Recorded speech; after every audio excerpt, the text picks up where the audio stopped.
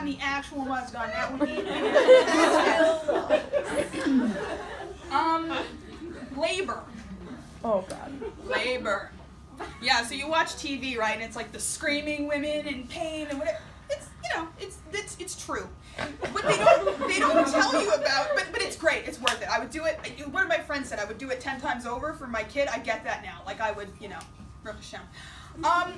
The thing that they don't tell you though, is that most women at some point in their life have experienced some version of PMS. It's like that, but just on steroids.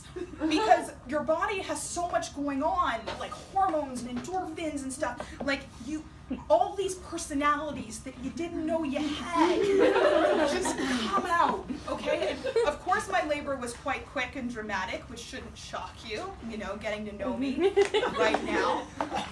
So one of my personalities that came out, it was like a rude, entitled guest at a restaurant. Okay, we get to the hospital, and I had pre-registered at great lengths. It was exhausting. I had to like go, because you know, you have to go to Misrad Hapanim, you need like 3 hairs of a unicorn and your grandmother's third grade report card. Like it was like a whole thing. But I did it, okay? I did it. And I was all happy that I was pre-registered, thinking that it would be a nice, swift process once we got to the hospital. Instead, I'm standing there for 20 minutes while my husband's getting forms, whatever. I can imagine how long it would have been if I hadn't pre-registered. So this is when my rude restaurant guest came out, and I'm standing there. I'm like, hello, can I get some service over here, please? I'm having a baby. I'm in labor. Hello, baby is coming. Okay? Can we get a room? I pre-registered. This is not acceptable. You're not getting a good review. Hello. Okay. What was that? They finally put me in a room. Get this, okay? Get this. The nurse starts asking me questions about my medical history in Hebrew. And I turned around like, I don't speak Hebrew when I'm not in labor. I can barely speak English right now. And my poor husband, who at this point is on the phone with like all the hysterical in-laws and parents and siblings and whatever, steps forward, you know, cautiously. He's much more reserved than I am. He's like, listen, I would be happy to field any questions. I was like, no, you will not. You are saying to Hillel, I need your tefillos.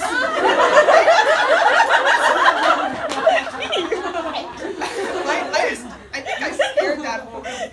Then because, like I said, it's like the PMS, right? There was a shift that took place partially thanks to a beautiful bracha from Hashem that I'm really a proponent of at this point. You know, there's always 2 camps. The epidural. Okay, the epidural is it's you know, I don't think you're qualified to speak about the machlokas until you've like gone through it. Because I was like, I can do it naturally. Yeah, no. I like begged, and so they give me this epidural, and all of a sudden, all of the endorphins are still there, but most of the pain, not all of it, but like most of the pain is gone. It was kind of like, you know, like a little stomach ache, like maybe, you know, I ate some sketchy shawarma, not like my entire body is exploding, okay? So all of a sudden, I went from rude restaurant guest to like a college student that had recently become a Baal Tshuva and was really drunk. You guys, this is awesome. I'm just a kli.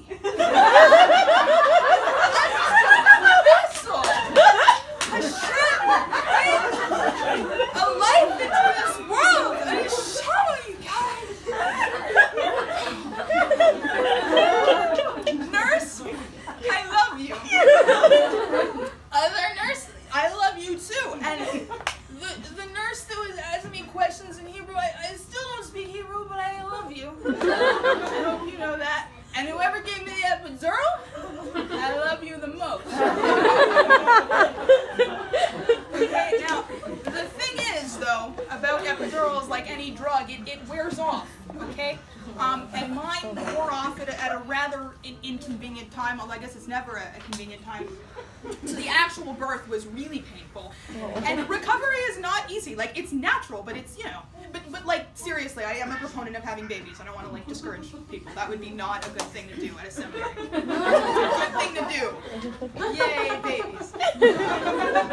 Anyway, I was very exhausted, you know, from the hormones and from the drugs and the whole, like, the labor process is very exhausting. And I was just sitting there, like, I have never felt so spent, like, physically, emotionally, spiritually in my life. I was davening out loud. I mean, especially in the epidural phase when I was the high college student.